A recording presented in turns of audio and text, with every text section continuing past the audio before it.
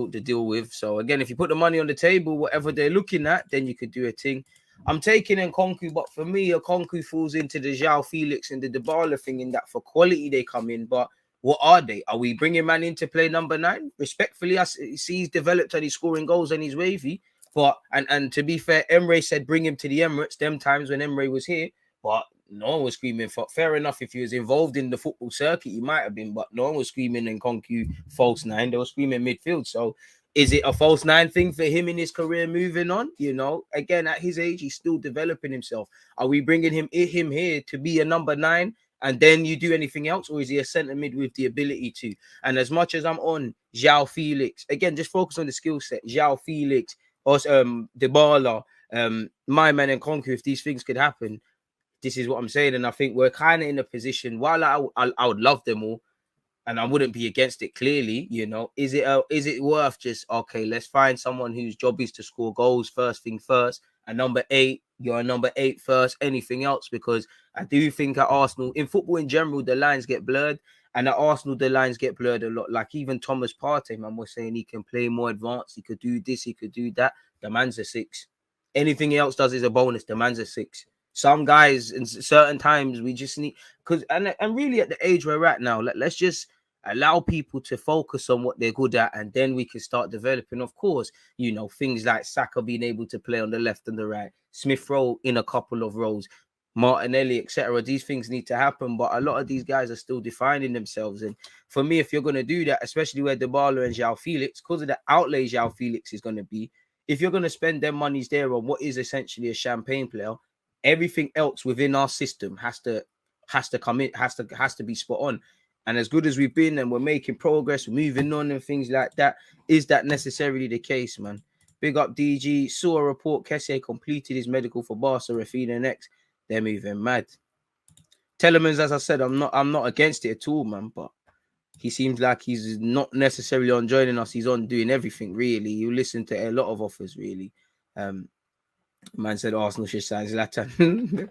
Big up you for the sense of humor, my guy, man. Smack the like button. We've got 41 likes. There's 183 of you locked in. Unexpected high bills due, man. Come on. So Pata, I think that one there is gone, man. Out of that list, not perfect. I think Martinez hits the ground the best. Osimhen is beating the market. You see, Osimhen's never bagged more than 15 in the season, DG. I mean, you have to hope that we get him when he's about to do the breakout thing. But again, this is what I'm saying. There's things. I remember a couple of more avid Italian fans, you were saying in the chat, against the top teams, is, you know, the goals aren't really lit like that. So no one's going to be the finished article. I mean, I'd say we have an outside chance of Lewandowski. I don't see it happening. But if you get Champions League, things can happen. Osimhen over Núñez for me.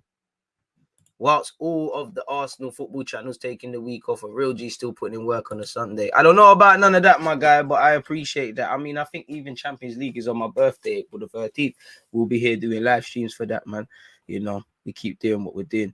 Hoslex sounds wavy, but I'm not really with it, man. Like I said, the thing that Arsenal really has held us back is sometimes we take players that are not bad players, but you know, you might be a rotation striker, but we have to look at you differently if you now become the guy we're playing week in, week out and scoring to score goals. Like even Laka's done well. Beyond the obvious shortcomings of Lacazette and everything, Laka's done well. And as courageous as it is what Arteta's done, everybody on the same hymn sheet, respectfully, obviously we haven't got a striker that's scoring mad goals, but we're not looking at Aubameyang's departure like we did with Mesut Ozil and saying what's going on with the creativity.